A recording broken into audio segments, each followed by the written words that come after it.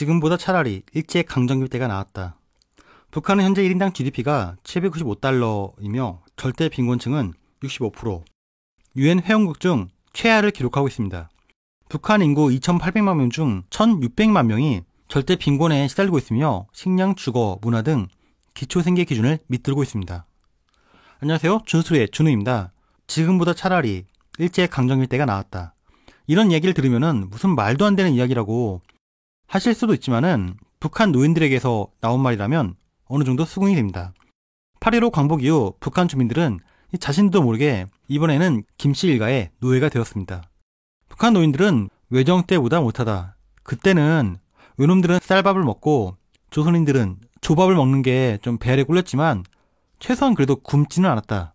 특히나 북한의 이런 궁핍은 90년대 고난의 행군 시기와 코로나19 이후에 더욱 처참한 지경입니다. 그럼 왜 북한 사람들은 이 김씨 일가에 저항을 하지 않고 순종을 할까? 그들은 반발심이 없을까? 이런 의문이 들었는데 사실 북한에서도 몇 차례 김씨 일가를 향한 이 쿠데타가 있었습니다. 1976년 황해도 해주에서는 김일성의 강압적인 통치에 반발해서 북한 주민들이 이 대규모로 봉기를 일으키게 되는데 이때 김일성은 협상이고 뭐가 없이 인민군 사회단 규모의 이 특수부대를 투입, 무자비하게 진압한 사건으로 봉기 가담자뿐 아니라 인근 마을 주민까지 추정 3만 명을 학살한 사건인데 당시 황해도 해주 지역의 인구가 27만 명임을 감안하면 이 3만 명의 인원이 사망했다는 것은 엄청난 규모의 시위였다는 것을 알 수 있습니다. 그리고 3만 명 이외에 개성 주민들까지 관련있다고 해서 상당수의 주민들이 정치범 수용소에 보내져 이 강제노역을 하게 만들었습니다.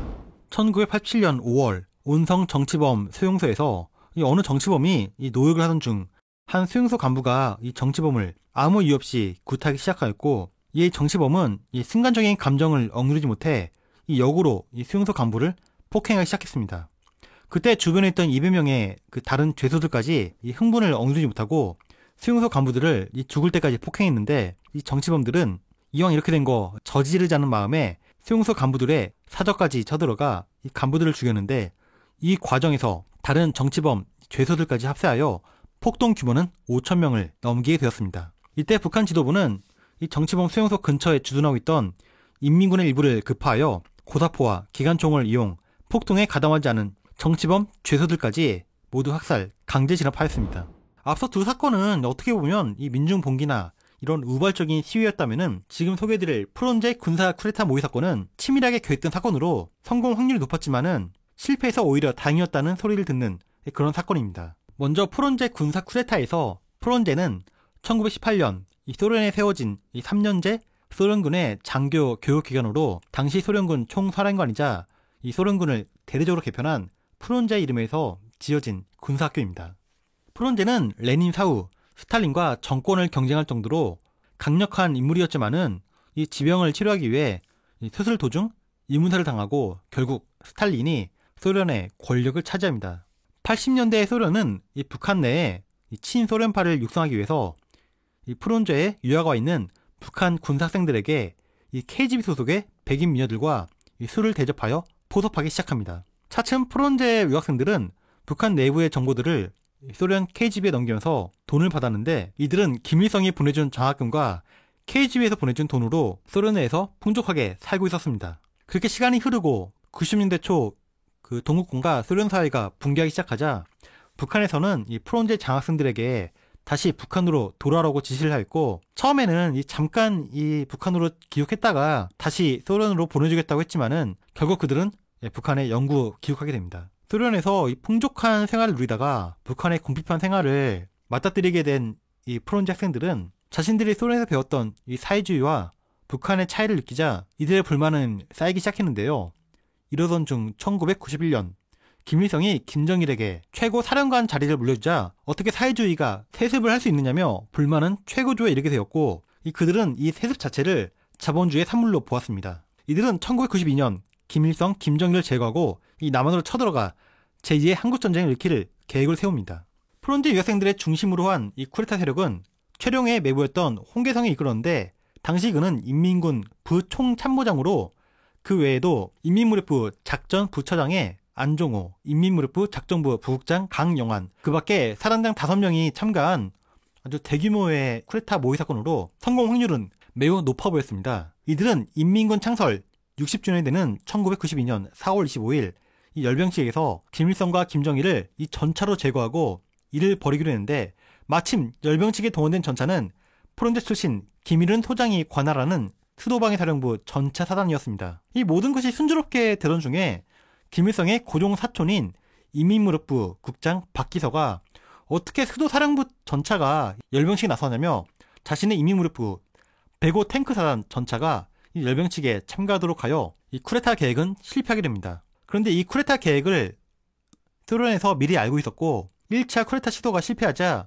소련은 KGB를 통해 당시 러시아 대사 손성필에게 프론제 쿠데타 모의 사건을 폭로했고, 이에 화가 난 김정일은 1993년 2월 8일 프론제 유학생 출신의 장교들에게 중대 회의가 있다고 하며 불러낸 뒤 대대적인 숙청에 들어갑니다. 쿠데타를 주도한 홍계성 인민무력부 작전부처장, 안종호 인민무력부 작전부 부국장, 강영환 통신국장, 교육국장, 재정국장 등 30명의 장성과 그 밖의 관리들 총 70명은 긴급 체포됐는데, 이후 1998년까지 5년간에 걸쳐 프론제 유학생 출신들에 대한 대대적인 조사와 숙청이 이루어졌습니다. 특히나 1998년 양강도 해산시에서만 200명의 간부들을 공개 처형하고 가족들은 강제 수용소로 끌려갔으며, 이때 겨우 살아남은 유학생 출신들은 군복을 벗고 지금도 북한 당국의 감시를 받고 있으며, 이후 북한에서 외국에 군사 유학생을 보낸 일은 없어졌습니다. 이 모든 과정에서 공을 세운 인민무력부 보위국은 보위사령부로 승격, 보위국장 원흥이는 보위사령관으로 임명되고 계급은 중장에서 대장으로 승진합니다. 이때 이런 배경을 다룬 이야기는 이 경애하는 수령동지라는 웹소설로 재창작되기도 했습니다. 환경부터 지역을 방어하는 육군단은 청진시 라담구역에 사령부가 있었습니다. 예하부대로는 3개의 보병사단, 포병 1개 사단, 방사포 4개 여단으로 구성된 군단으로 병력의 절반은 군당 직할, 나머지는 지방군으로 구성되어 있었습니다. 1994년 김일성이 사망한 후 김정일이 권력을 승계하자 육군단 내의 정치위원은 이 결정에 불만하게 됩니다. 전에도 말씀드렸지만은 이 세습은 자본주의 산물로 사회주의에서는 받아들이기 어려운 과정입니다. 근데 북한 군부는 최상층에서 말단까지 군 책임자, 정치위원, 보위부 이 세 부서가 서로를 감시 견제하는 시스템으로 운영되는데, 쿠데타를 일으키려면은 최소한 3사람이 뜻을 모아야 가능합니다. 정치위원은 보위국장을 포섭하는 데 성공하여 이제 군단장의 동의만 얻으면 되는 상황이었습니다. 이들은 1995년 설날을 맞아 이 군단장을 찾아 이 자연스러운 접촉을 했는데, 이때 군단장은 쿠데타 참여를 거부합니다. 2사람은 그를 암살하는데, 북한 노동신문에는 육 군단장이 오랜 지병으로 사망했다는 이 부고 기사가 실립니다. 사실 이 전부터 북한 정보당국은 육군단 지역 내 쿠데타 움직임을 알고 있었는데, 라단구역 라선동을 담당하는 국가안전보위국 요원은 국가안전보위국의 한 여성 정보원으로부터 육군단 쿠데타 음모설이 있다는 정보를 입수했습니다. 하지만 당국은 크게 중요시하게 생각하지 않았다고 하는데요. 이 지역은 평양과 상당한 거리가 있는 지역으로 쿠데타를 일으키는 것은 현실성도 없고, 정보 출처를 묻자 육군단 정치부 장교 하나가 취중에 말한 내용을 이 정보원이 알아냈다고 하자, 무슨 쿠데타모가 이렇게 허술할 수가 있냐며 신빙성을 의심하였습니다. 하지만 이 여성 정보원은 포기하지 않고 평양을 건너가 조선인민군 총참모국 보위부를 직접 찾아 직접 보고를 했는데, 육 군단장이 갑작스럽게 이 죽은 사실도 조금은 의심스러웠는데, 이런 보고를 받자 육 군단장 대리로 군수총국장이었던 김영춘 대장을 보내 진상을 알아보게 하고, 그는 곧 내사에 들어가 쿠데타 음모를 밝혀냅니다. 이때부터 은밀한 체포작전에 들어가 모든 주동자들을 체포하여 10개월에 걸친 내사가 진행되어 관련자 전원을 고문 후 처형하고 가족들은 정치범 수용소로 보내집니다. 육군단장, 초급 군관 등 수백 명이 강제 입형당하고 탄광 등으로 배치, 육군단은 북한군 편지에서도 삭제되어 이름마저 구군단으로 바뀌고, 육군단 예하 부대들은 밤마다 열차에 실려 강원도와 함경남도 주둔군으로 대체됩니다. 이 사건은 1999년 워싱턴 타임즈 빌 거치 기자가 공개한 행정부 급비문서에 북한 내에 쿠데타 시도가 있었다는 증거로 남아있기도 합니다. 그러나 한편으로는 쿠데타 주동자들의 이름이 공개되지 않아 이 쿠데타 시도가 정말로 있었는지가에 의문을 제기하는 사람들도 많았는데, 의문을 제기하는 사람들도 많이 있었는데, 쿠데타 실패가 아니라 김정일이 군부를 장악하기 위해 만든 이 조작사건이라는 의견도 있습니다. 황해 제철소는 북한의 3대 제철소로 당시에는 송림제철소로 불렸습니다. 1998년 8월 북한 주민들은 이 고난의 행군 시기 가운데 최고조의 시기로 이때 식량이 부족해서 수십만 명이 죽어나가는 상황이었습니다. 이미 식량 배급은 끊긴 지 오래고 제철소 간부들은 몰래 중국에 이 아변 철판을 팔고 그 대가로 옥수수를 받기로 협의를 보았습니다. 하지만 이 사실은 김정일의 귀에도 들어가게 되는데요. 이를 모르는 간부 8명은 남포항에 있는 배를 이용해서 아변 철판을 싣고 중국으로 건너가 옥수수를 바꾸었는데 옥수수를 싣고 돌아온 배가 남포항 부두에 정박할 때 평양 보위부 겸열대가 나타나 배에 타고 있는 전원을 체포합니다.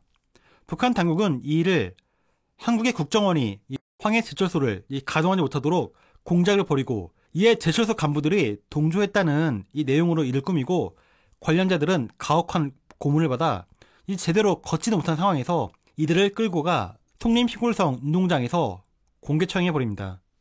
근데 이 사람들이 자기들 잘 살자고 한국 벌인 일도 아니고 배고파서 한 행동이 잘못된 게 아니라는 시위가 벌어지자 북한 당국은 105 탱크 부대에서 탱크와 장갑차로 이 군중들을 진압했는데 이때 학살당한 시위대의 규모가 수백에서 수천까지라는 말이 나옵니다.